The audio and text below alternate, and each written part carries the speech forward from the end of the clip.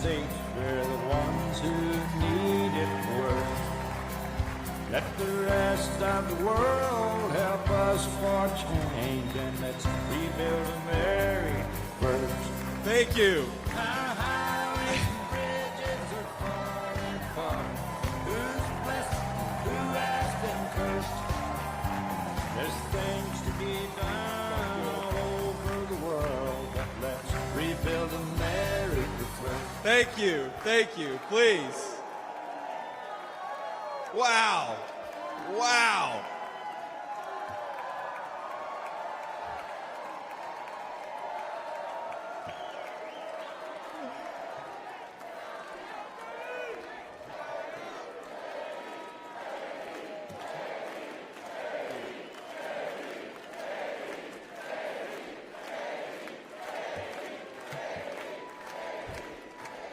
Yeah. First of all, aren't I a lucky guy? Isn't she lovely and amazing?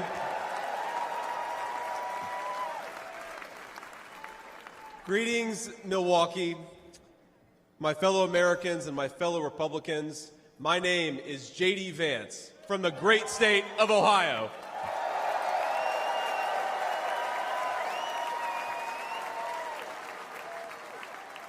Tonight,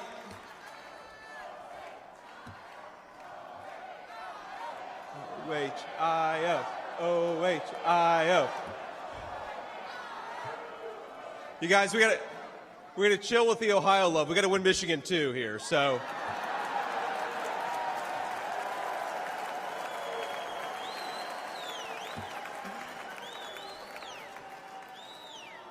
My friends, tonight is a night of hope, a celebration of what America once was, and with God's grace, what it will soon be again.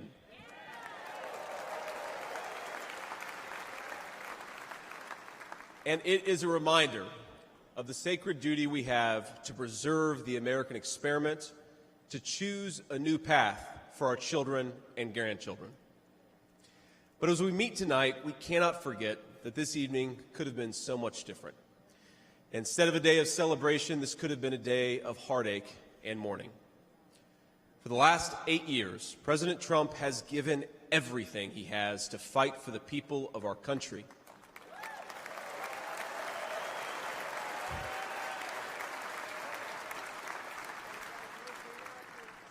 He didn't need politics, but the country needed him. Did it? Now, prior to running for president, he was one of the most successful businessmen in the world. He had everything anyone could ever want in a life. And yet, instead of choosing the easy path, he chose to endure abuse, slander, and persecution. And he did it because he loves this country.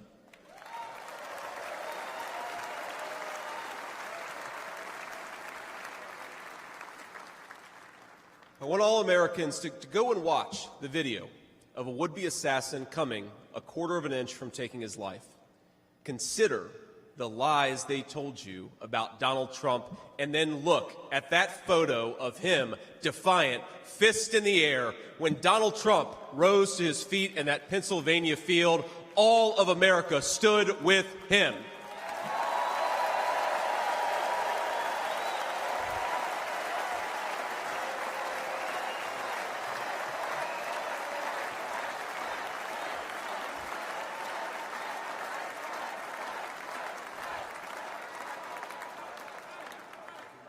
And what did he call us to do for our country? To fight for America. Even in his most perilous moment, we were on his mind. His instinct was for us, for our country, to call us to something higher, to something greater, to once again be citizens who ask what our country needs of us. Now consider what they said. They said he was a tyrant. They said he must be stopped at all costs. But how did he respond? He called for national unity, for national calm, literally right after an assassin nearly took his life.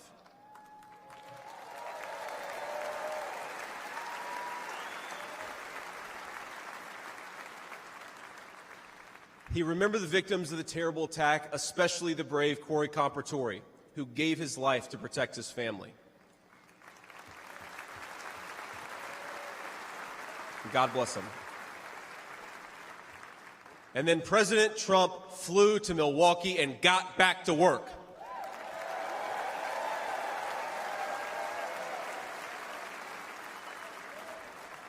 Now that's the man I've gotten to know personally over the last few years. He is tough, and he is, but he cares about people. He can stand defiant against an assassin one moment and call for national healing the next. He is a beloved father and grandfather, and of course, a once-in-a-generation business leader. He's the man who is feared by America's adversaries, but 2 nights ago, and I'll share a moment, said goodnight to his 2 boys, told them he loved them, and made sure to give each of them a kiss on the cheek. And I will say, Don and Eric squirmed the same way my 4-year-old does when his daddy tries to give him a kiss on the cheek. Sorry, guys. He is all those things, but tonight we celebrate he is our once and future President of the United States of America.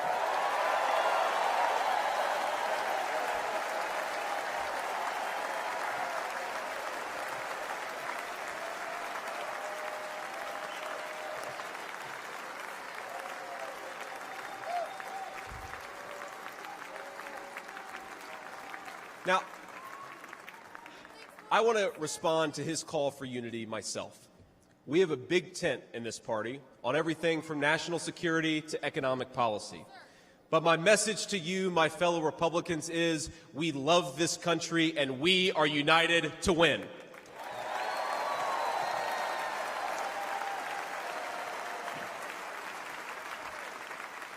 Right. Now, I think our disagreements actually make us stronger. That's what I've learned in my time in the United States Senate, where sometimes I persuade my colleagues and sometimes they persuade me. And my message to my fellow Americans, those watching from across the country, is shouldn't we be governed by a party that is unafraid to debate ideas and come to the best solution?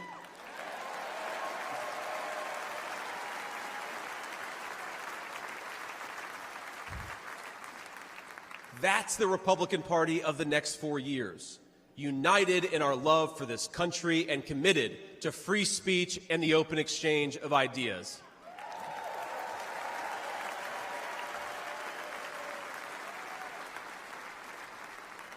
And so tonight, Mr. Chairman, I stand here humbled, and I'm overwhelmed with gratitude to say I officially accept your nomination to be Vice President of the United States of America.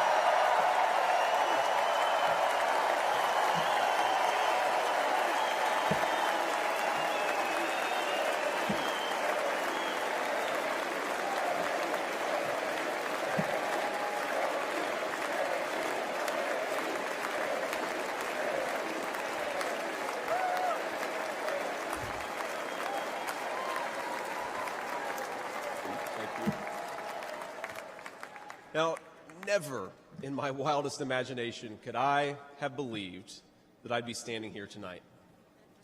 I grew up in Middletown, Ohio. A small town where people spoke their minds, built with their hands, and loved their God, their family, their community, and their country with their whole hearts. But it was also a place that had been cast aside and forgotten by America's ruling class in Washington. When I was in the 4th grade, a career politician by the name of Joe Biden supported NAFTA, a bad trade deal that sent countless good jobs to Mexico.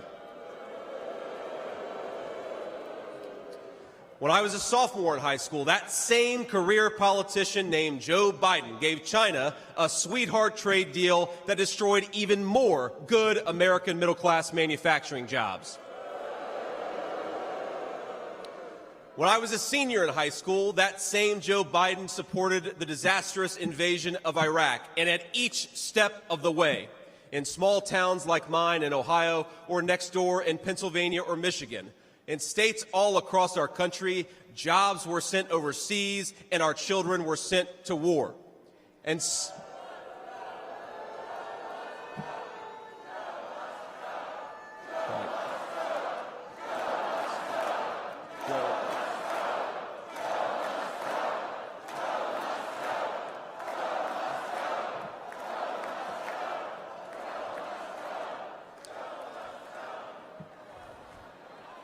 I agree.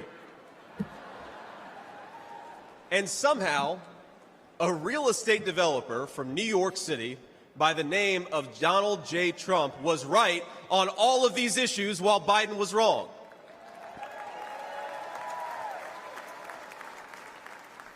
President Trump knew even then that we needed leaders who would put America first.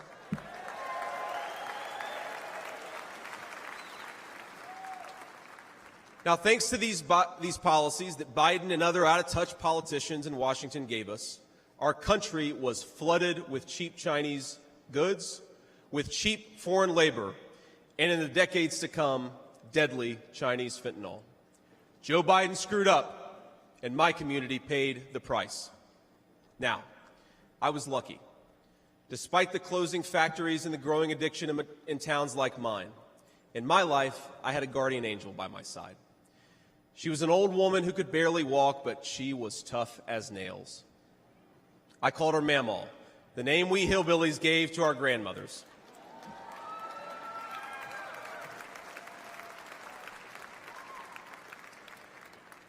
Mamaw raised me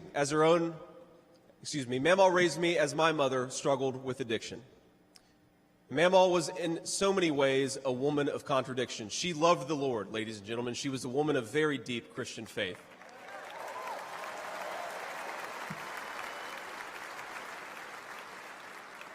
But she also loved the F word. I'm not kidding. She could make a sailor blush. Now, she once told me, when she found out that I was spending too much time with a local kid who was known for dealing drugs, that if I ever hung out with that kid again, she would run him over with her car.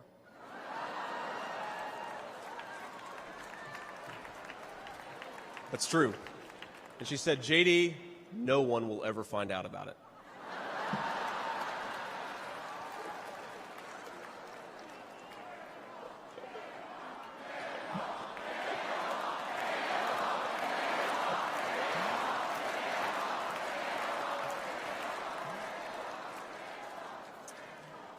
Now, thanks to that Mamaw, things worked out for me. After 9/11, I did what thousands of other young men my age did in that time of soaring patriotism and love of country. I enlisted in the United States Marines.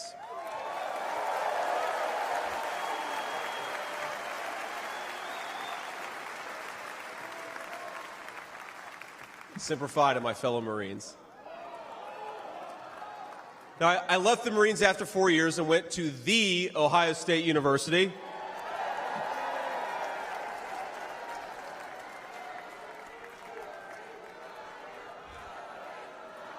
I'm sorry, Michigan. I had to get that in there.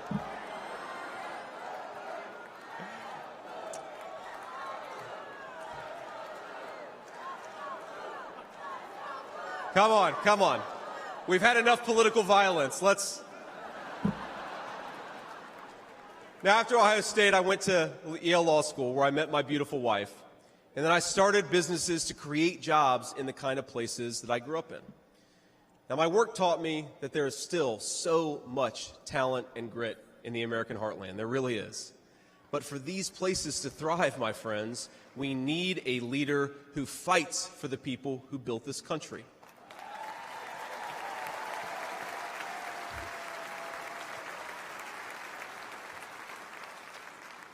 We need a leader who's not in the pocket of big business, but answers to the working man, union and non-union alike.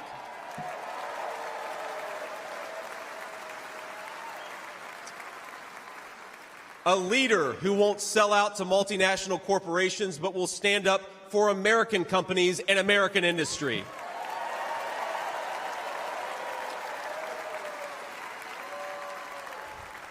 A leader who rejects Joe Biden and Kamala Harris's Green New scam and fights to bring back our great American factories. We need President Donald J. Trump.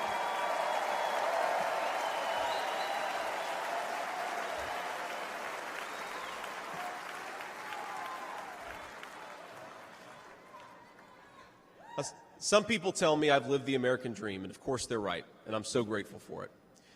But the American dream that always counted most was not starting a business or becoming a senator or even being here with you fine people, though it's pretty awesome.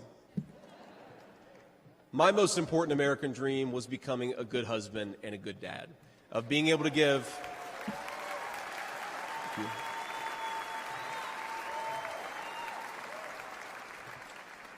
I wanted to give my kids the things that I didn't have when I was growing up, and that's the accomplishment that I'm proudest of. That tonight, I'm joined by my beautiful wife, Usha, an incredible lawyer and a better mom, and our three beautiful kids, Ewan, who's 7, Vivek, who's 4, and Mirabelle, who's 2. Now, they're back at the hotel, and kids, if you're watching, Daddy loves you very much, but get your butts in bed. It's 10 o'clock. But my friends, things did not work out well for a lot of kids I grew up with. Every now and then, I will get a call from a relative back home who asks, "Did you know so-and-so?" And I'll remember a face from years ago, and then I'll hear, "They died of an overdose." As always, America's ruling class wrote the checks. Communities like mine paid the price. For decades, that divide between the few with their power and comfort in Washington and the rest of us only widened. From Iraq to Afghanistan, from the financial crisis to the Great Recession, from open borders to stagnating wages, the people who govern this country have failed and failed again.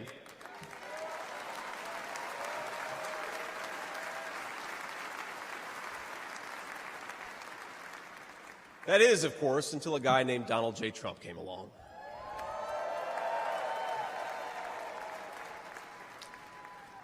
President Trump represents America's last best hope to restore what, if lost, may never be found again.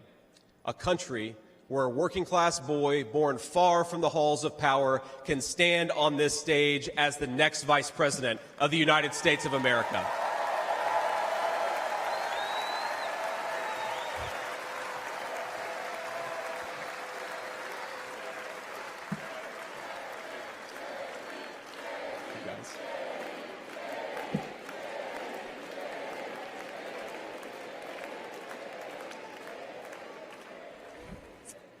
But my fellow Americans here in this stage and watching at home, this moment is not about me. It's about all of us, and it's about who we're fighting for. It's about the auto worker in Michigan wondering why out-of-touch politicians are destroying their jobs. It's about the factory worker in Wisconsin who makes things with their hands and is proud of American craftsmanship.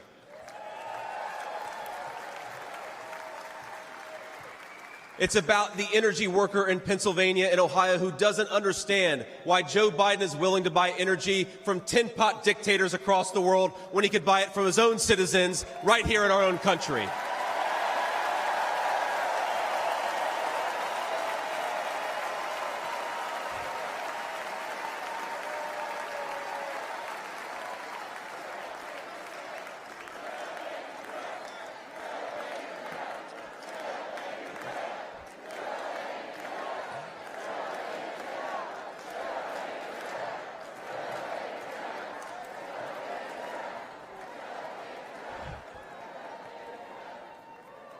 You guys are a great crowd. Wow. And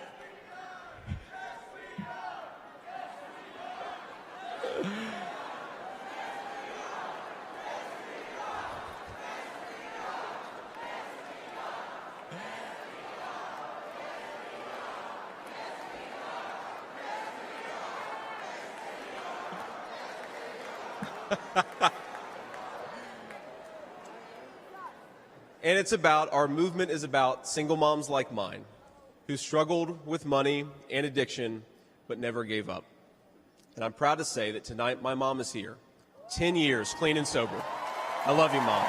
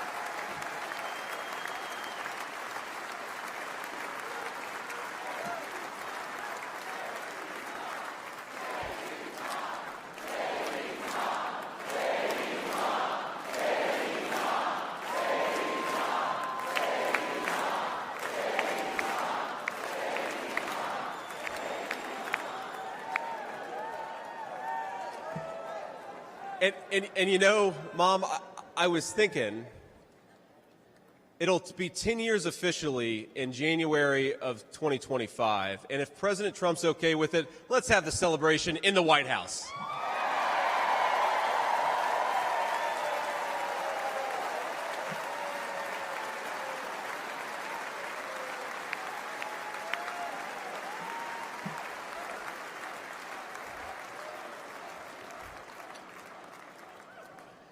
And our movement, ladies and gentlemen, it's about grandparents all across this country who are living on Social Security and raising grandchildren they didn't expect to raise.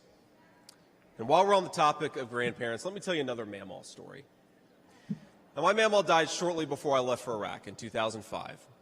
And when we went through her things, we found 19 loaded handguns. They were...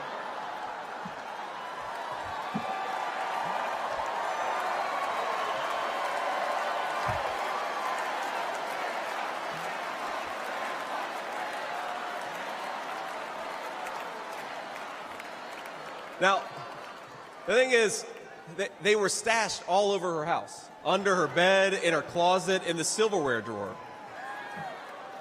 And we wondered what was going on, and it occurred to us that towards the end of her life, Mamaw couldn't get around so well. And so this frail old woman made sure that no matter where she was within arm's length of whatever she needed to protect her family. That's who we fight for. That's American spirit.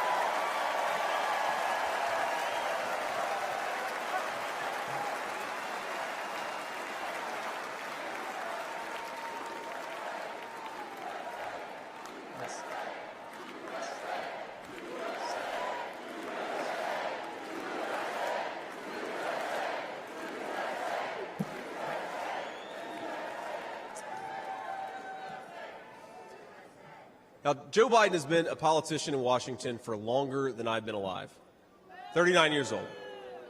Kamala Harris is not much further behind. For half a century, he's been the champion of every major policy initiative to make America weaker and poorer. And in 4 short years, Donald Trump reversed decades of betrayals inflicted by Joe Biden and the rest of the corrupt Washington insiders.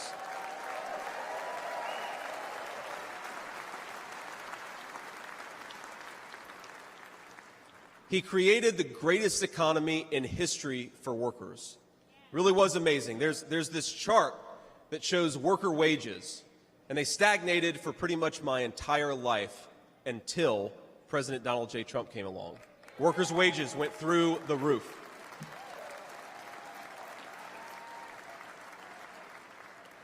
And just imagine what he's going to do when we give him 4 more years.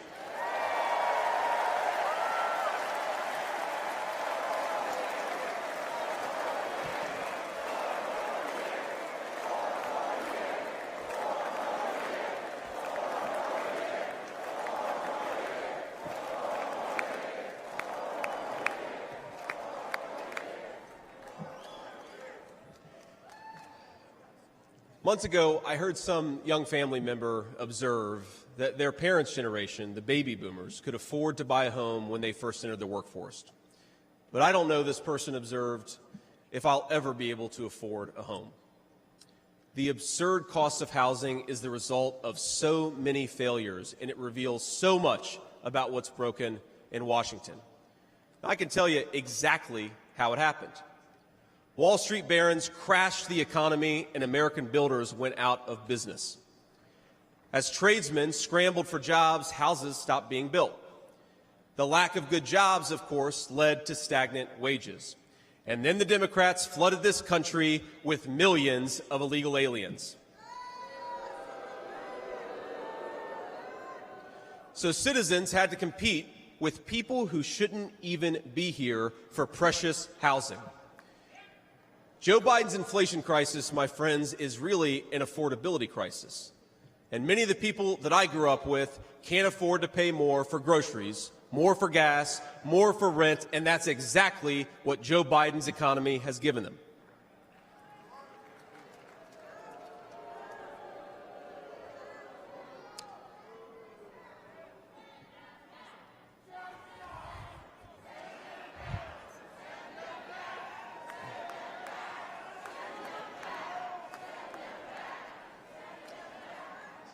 So prices soared, dreams were shattered, and China and the cartels sent fentanyl across the border, adding addiction to the heartache.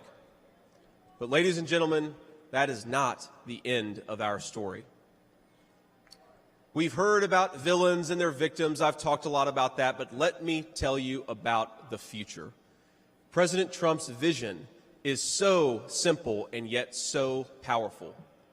We're done, ladies and gentlemen, catering to Wall Street. We'll commit to the working man.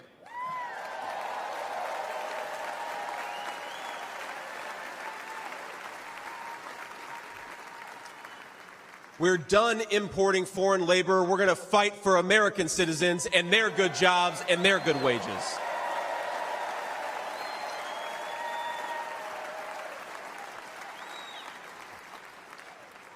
We're done buying energy from countries that hate us. We're going to get it right here from American workers in Pennsylvania and Ohio and across the country.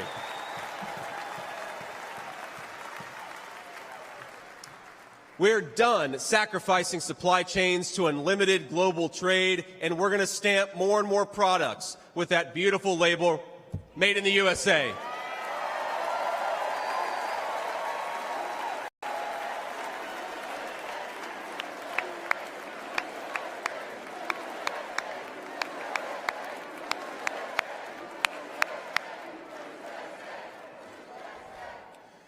We're going to build factories again, put people to work making real products for American families made with the hands of American workers. Together, we will protect the wages of American workers and stop the Chinese Communist Party from building their middle class on the backs of American citizens.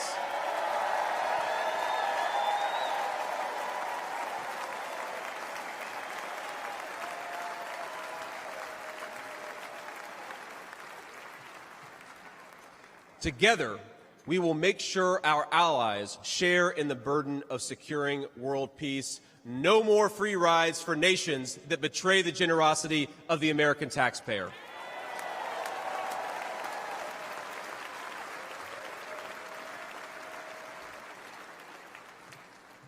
Together, we will send our kids to war only when we must. But as President Trump showed with the elimination of ISIS and so much more, when we punch, we're going to punch hard.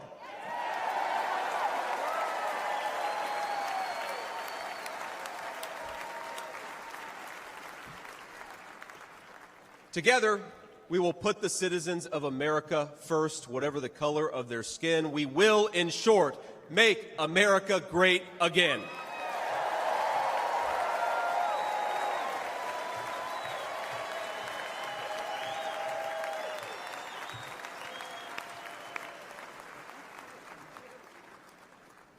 You know, one of the things that you hear people say sometimes is that America is an idea.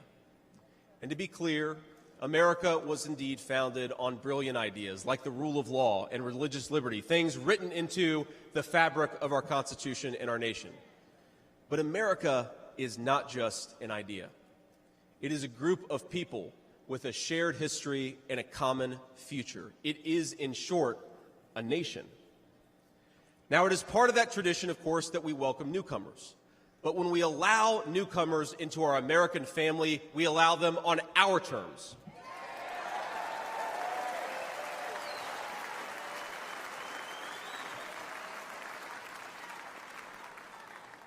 That's the way we preserve the continuity of this project from 250 years past to hopefully 250 years in the future.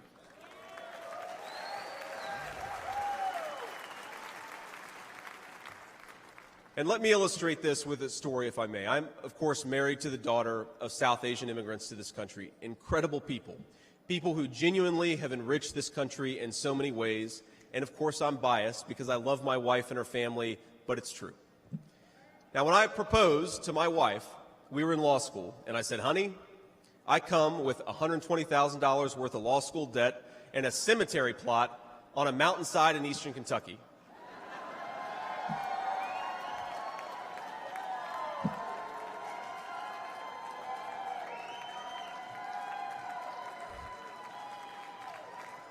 And I guess standing here tonight, it's just gotten weirder and weirder, honey. But that's what she was getting. Now, that cemetery plot in eastern Kentucky is near my family's ancestral home. And like a lot of people, we came from the mountains of Appalachia into the factories of Ohio, Pennsylvania, Michigan, and Wisconsin.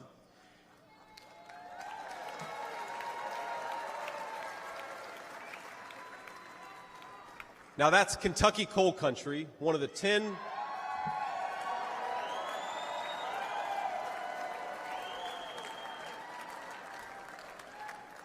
Now, it's one of the 10 poorest counties in the entire United States of America. They are very hardworking people, and they're very good people. They're the kind of people who would give you the shirt off their back even if they can't afford enough to eat. And our media calls them privileged and looks down on them. But they love this country not only because it's a good idea, but because in their bones they know that this is their home. And it will be their children's home, and they would die fighting to protect it.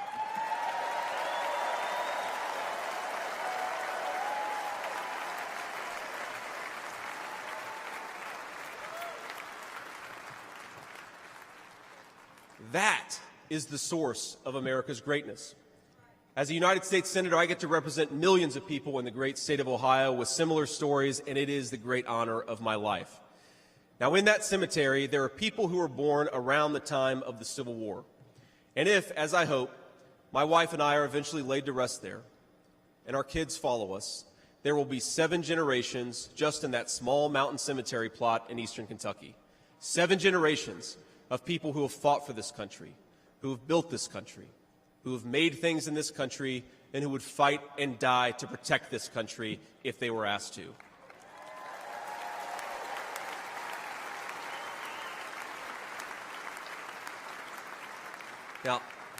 Now that's not just an idea, my friends. That's not just a set of principles. Even though the ideas and the principles are great, that is a homeland. That is our homeland.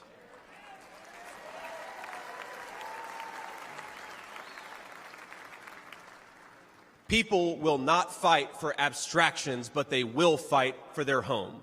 And if this movement of ours is going to succeed, and if this country is going to thrive, our leaders have to remember that America is a nation and its citizens deserve leaders who put its interests first.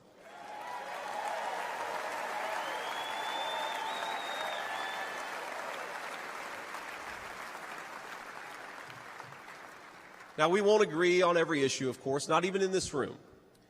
We may disagree from time to time about how best to reinvigorate American industry and renew American family. That's fine. In fact, it's more than fine. It's good.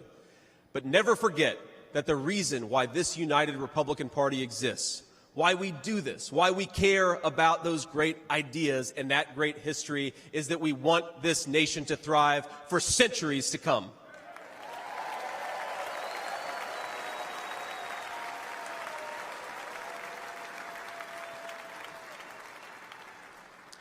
Now, eventually in that mountain cemetery, my children will lay me to rest.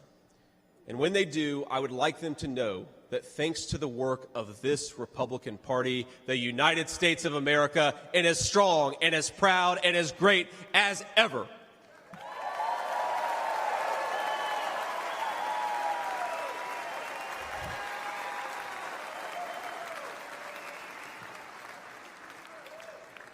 That is who we serve, my friends. That is who we fight for. And the only thing that we need to do right now, the most important thing that we can do for those people, for that American nation that we all love, is to re-elect Donald J. Trump, President of the United States.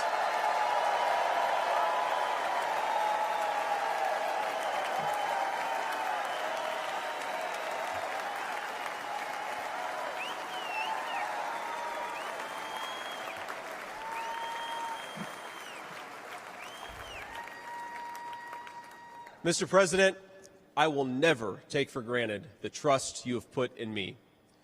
And what an honor it is to help achieve the extraordinary vision that you have for this country.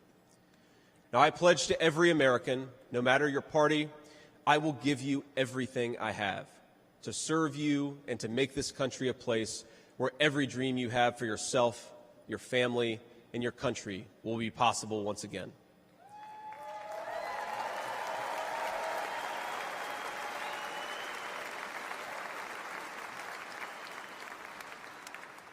And I promise you one more thing.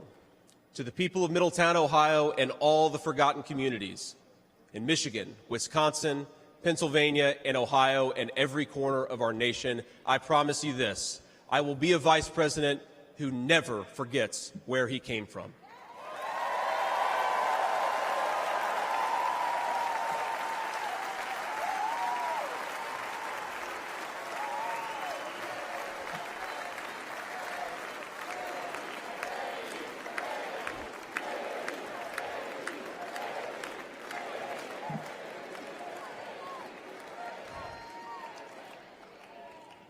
And every single day for the next 4 years, when I walk into that White House to help President Trump, I will be doing it for you, for your family, for your future, and for this great country. Thank you. God bless all of you, and God bless our great country.